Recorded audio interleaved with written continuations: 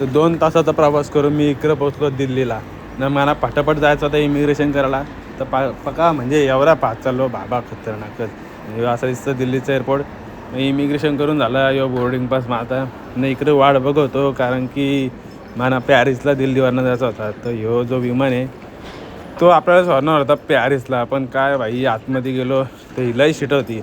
मग काय ही धरली माझी सीट न बसलो आतमध्ये. न एक पिक्चर लावून टासून झोपलो. सकाळी उठून मस्त ह्यो दाबाके ब्रेकफास्ट चालता. तर इकडे मस्त ब्रेकफास्ट केला न कॉफी घेतली. 16 तासाचा मुंबईवरनं पॅरिसला प्रवास केला तेव्हा इकडं पॅरिसला पोचलो. नाही असं दिसतं इकडनं पॅरिस. मग काय इमिग्रेशनला थांबलो. इमिग्रेशन झालं करून भाई एवढा फास्ट इमिग्रेशन लाईफमध्ये पहिल्यांदा झाले नाही हो. इकडं 15 युरोचं घेतला तिकीट. नाही ही आपली रेल्वे. ही रेल्वे सोडणार होती आपली गुरुदे नारदला म्हणजे सिटी सेंटरला माझ्या.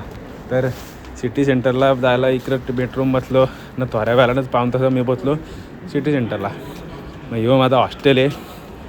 न इकडं माझा बेल्ट इसरला तो 600चा घेतला बेल्ट. न ह्यो उपमा बनवला मस्त फ्रेश बीच झालो न खाऊन निघलो मी. बरं इकडचं जरा एरिया एक्सप्लोअर करावा. तर इकडच्या लोकल मार्केट दुकानात गेलो न तिकडनं ह्यो घेतला सँडविच.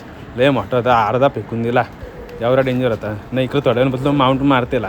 तर इकडे मस्त चर्चमध्ये वगैरे गेलो. न इकडचे लोकल मार्केट बघितले लय भारी होते. संध्याकाळचा व्ह्यू एवढा खतरनाक होता ना बाई लयच खतरनाक. लवलॉक ब्रिज इकडं फ्रान्सला लय फेमस म्हणजे युरोपियन कंट्रीमध्ये ते बघितले. नंतर मग मार्केटमध्ये थोडी शॉपिंग करून मी आलो हॉस्टेलला.